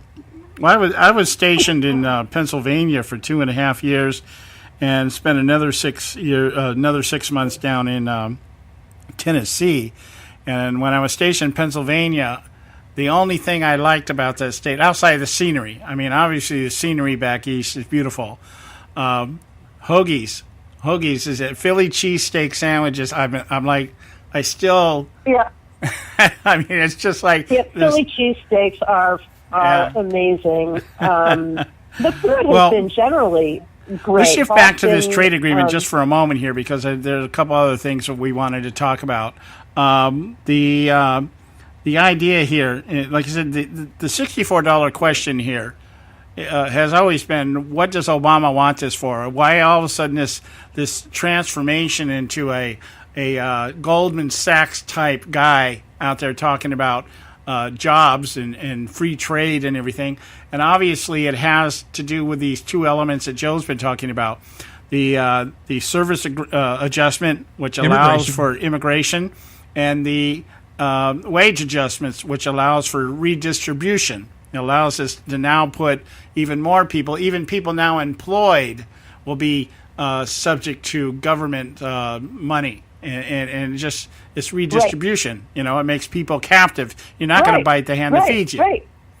Now, which Obamacare is part of too. Exactly. Yep. More stuff from the government, so you're tethered even more so. So Joe had mentioned earlier about having to sweeten the pot in order to get the Democrats on there, and that means they're going to have to give something to the unions. Can you speculate at all what you think that might be? I mean, maybe they'll finally just say to the unions, "Hey, you know what? We'll exempt you from Obamacare. You won't have to do. You can go back to your Cadillac plans and do what you were doing, and we'll take that money and we'll give it to the other guys." Right. I think they were granted waivers early on, but you're right about their Cadillac plans being no longer viable under Obamacare. Yeah. That could very well be it. For sure, they're going to sweeten the pot, not only to unions, but as with the Obamacare, the Cornhusker kickback, and but congressional rep by congressional rep, whatever they want. I mean, it seems like that's what seems to work best is what votes do they need, and what does that person want in return? That's a lot of votes. It's a lot of votes. Yeah, it is a lot of votes. And they may just part it for the time being. We'll have to see. We'll have to wait and see how this plays out, because whatever is going to happen, you can be sure the taxpayers are going to take it in the shorts. I mean, that whatever happens in one way or the other. I do want to move on here because of the time element that we have. I want to shift quick, and I don't want to spend a whole lot of time in this because I want to get your take on the fact that media got their dream team today. Jeb Bush declared his candidacy, and we already know Hillary's out over the weekend talking about what a great gal she is. I want to talk about that in a minute, but I wanted to throw this at you. CNN, Frederica Whitfield. Do you know who she is? Say that name again. Frederica Whitfield. I know the name, yeah. I think she's like a weekend anchor, CNN anchor, Frederica Whitfield. She had been talking about this gunman who had attacked the Dallas Police Department. Right. And in her discussion, are you up on that? Yeah, she praised him, and then she said she had apologized for misspeaking, which we know is garbage, right? I mean, this is really deep in their core, how they feel that anybody who stands up to law enforcement is somehow heroic. And it's no surprise at all. This is exactly where we've been going throughout this man's administration, right?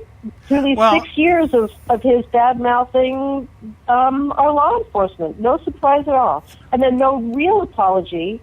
It's Pavlovian, these people. You know, they hear law enforcement and their knee-jerk is bad, and whoever's against them is good. That's how they are. So, yeah, at Rage, we're trying to actually get a flash mob together to. Well, it seems like one of those. It seems like one of those Ron Burgundy moments where you just read anything that's put on the teleprompter. She made the statement about this guy firing on the headquarters of the police department in Dallas. She said it was very courageous and brave, if not crazy as well, to open fire on the police headquarters. So she's describing this gunman, and she's saying he's courageous and brave, and then she had to walk it back. And it just, the reason I bring it up, because you follow the media much closer than I do in terms of, really watching everything they do and say.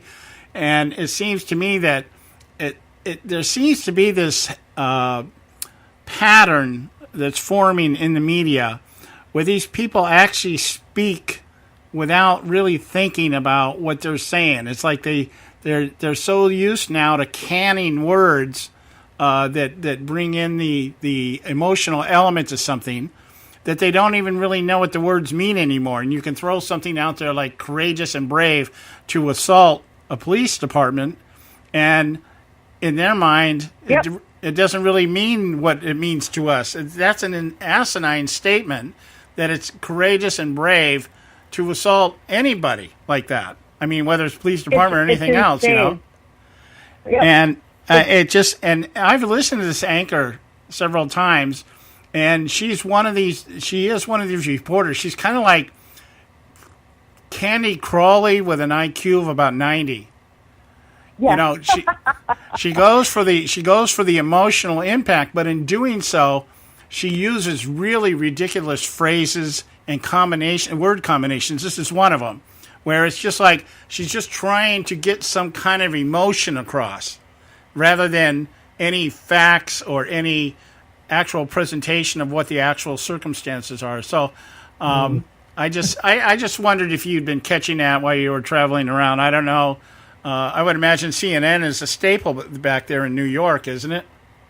Yes, and of course this is huge news on the Rage page that I keep in touch with.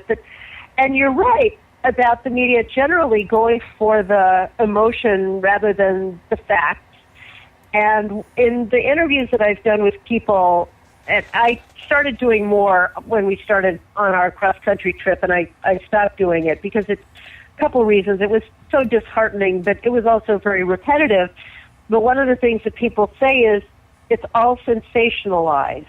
There's, I want to find out what's going on, but it's all sensationalized. And that's what you're saying, that these words are nonsensical, and instead of reporting, she's editorializing in a sensational way. But it could have just as easily, if sensation is all that they're about, it could just as easily have gone sensationalistic the other way. That, this lunatic firing on, police enforcement, she could have gone emotional the other way, siding with the police. And that's where you realize that not only are we down this path of emotionalism over fact, which is true, but it's also these people are steeped in an agenda, and that's what they can't break away from. For somebody to actually say it was heroic and courageous to fire against a police station, that takes a special kind of lunacy to say that.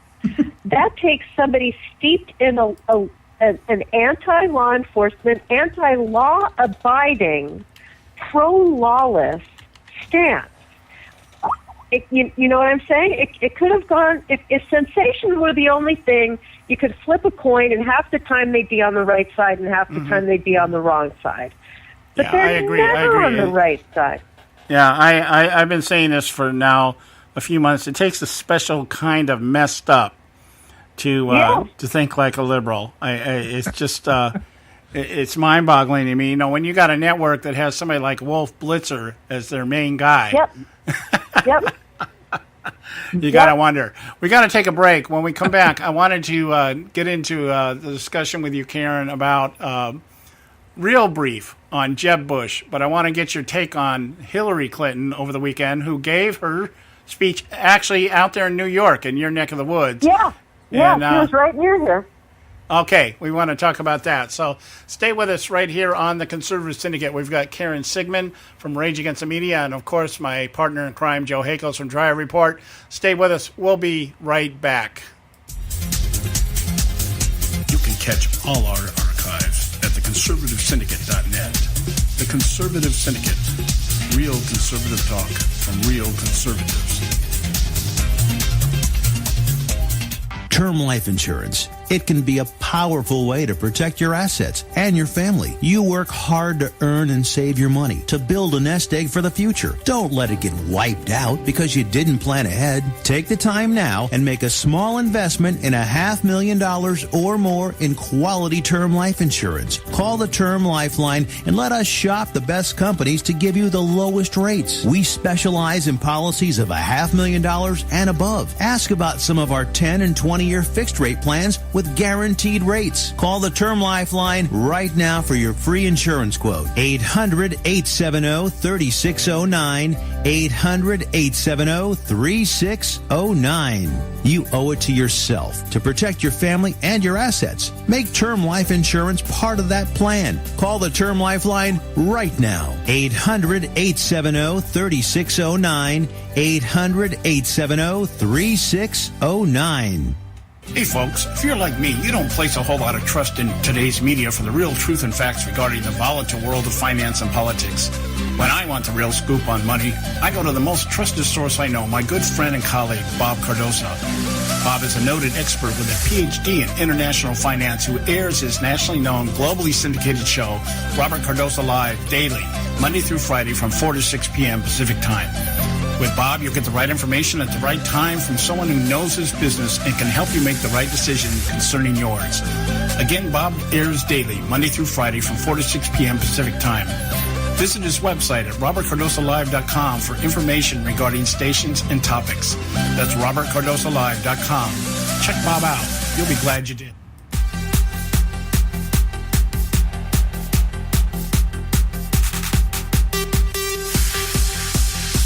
Okay, hey, we're back right here on the Conservative Syndicate, and we want to get right into our next segment here because we are running short on time here, and I don't want to rush any more than we have to. We've got Karen Sigmund doing her weekly segment from Rage Against the Media. You're out there in New York. Did you get to catch Hillary's speech over the weekend? I didn't go over to Roosevelt Island. I saw a little bit of it on the internet, but I can't stomach her very much. I'm sure you understand. But I read more about it, and I read it, and that she paints herself as this populist. I'm one of you guys. It's so. We were just talking about a special kind of lunacy. It takes a special kind of self-deception for her to say any of the words that she said. And to her whole Four Freedoms thing is. I really believe that Hillary Clinton is going to run a copy and paste campaign.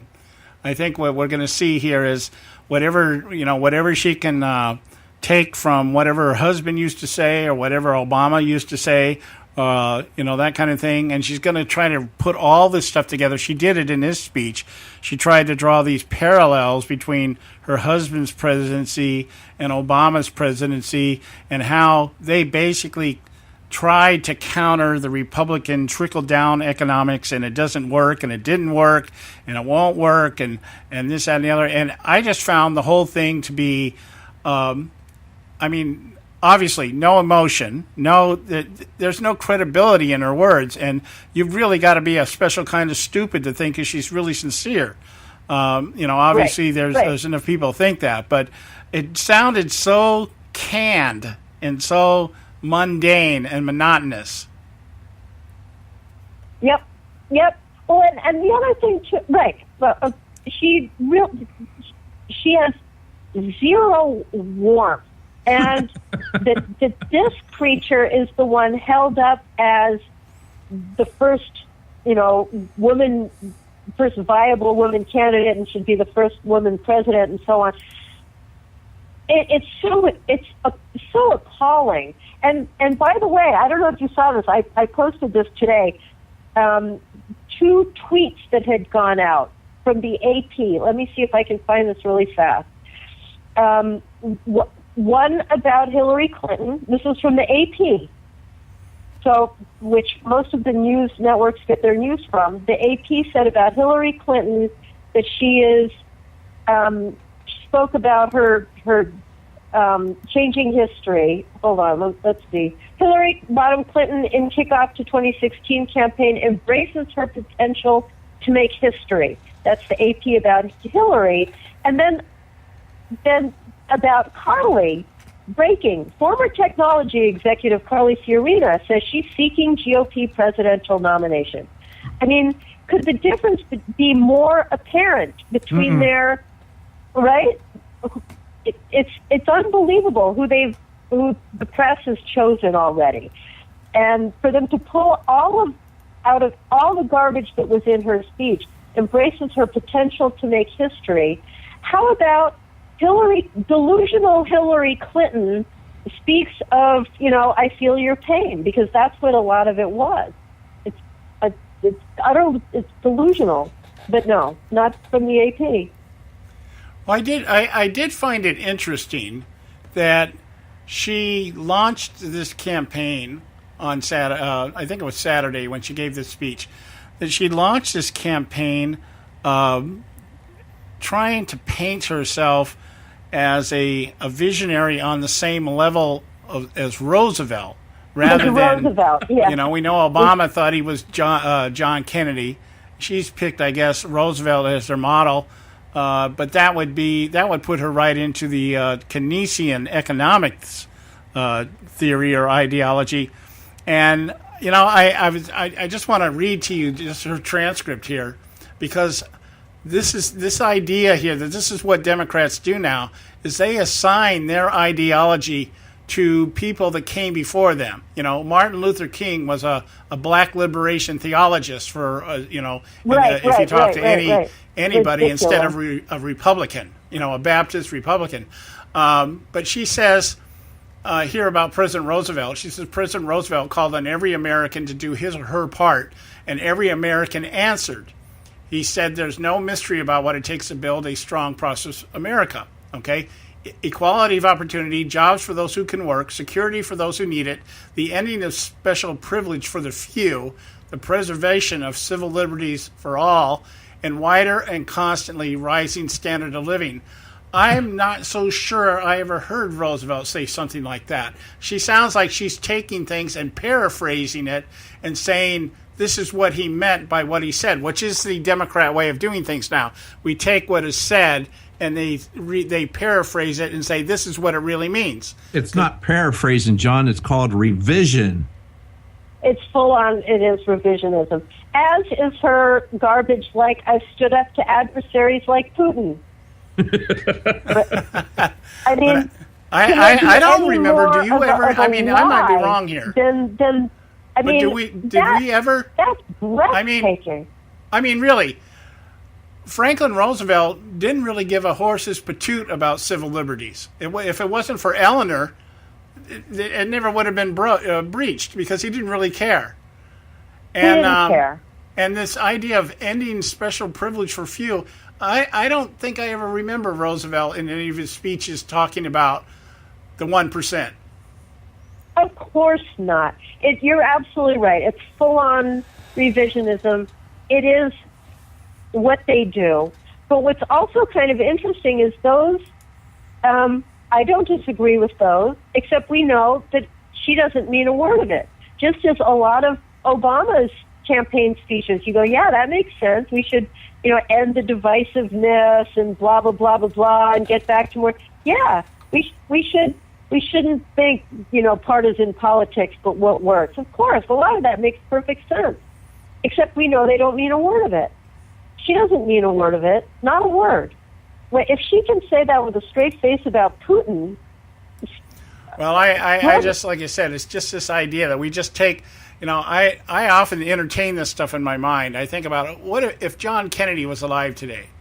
What would he think of the policies of somebody like a Bill Clinton or a Barack Obama? I don't know, but I would just about bet, based on what I've read and heard him say before he died, I don't think he would be. I know that they were into helping the poor, quote unquote, but the idea was to help the poor to get them back on their feet, not just to support them. Is that JFK? Is that who you said? I couldn't hear what you said. Yes. I don't remember John Kennedy or even Bobby Kennedy's campaign. This is not the Democratic Party that he was a part of. Not at all. No Democrat today would say, ask not what your country can do for you. No Democrat today would say that. Yeah. He wouldn't recognize the party at all. Well, from a woman who claims that the Bible is her greatest source of inspiration, her and Nancy Pelosi, man, I really wonder what God looks like in their mind. But, she comes out in this thing talking about shaming and blaming women rather than respecting their rights to make their own reproductive health decisions. Now, that's liberal doublespeak for abortion. If she was pressed on it, she'd probably say contraception. But they're talking about abortion because they want to change the argument from abortion to contraception because the trend in the country is abortion is losing popularity. People are turning against it. And it sounds so much better than infanticide. I'm sorry? And what? I said it sounds so much better than infanticide. Yeah. And come out and say...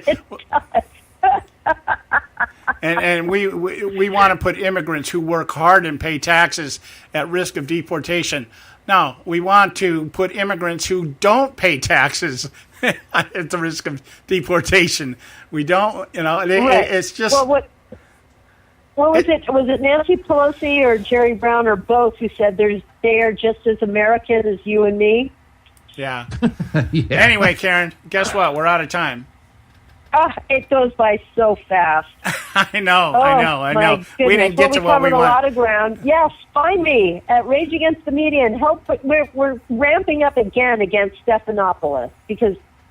All right, my dear. It gets forgotten. Okay, enjoy the rest of your trip. Find us at rageagainstthemedia.org and WNJCAM 1360 Wednesdays at 10 Eastern Time. All right, my dear. We'll talk to you later. Enjoy the rest of your trip. Thank you. Bye-bye. Okay. All right. Bye-bye.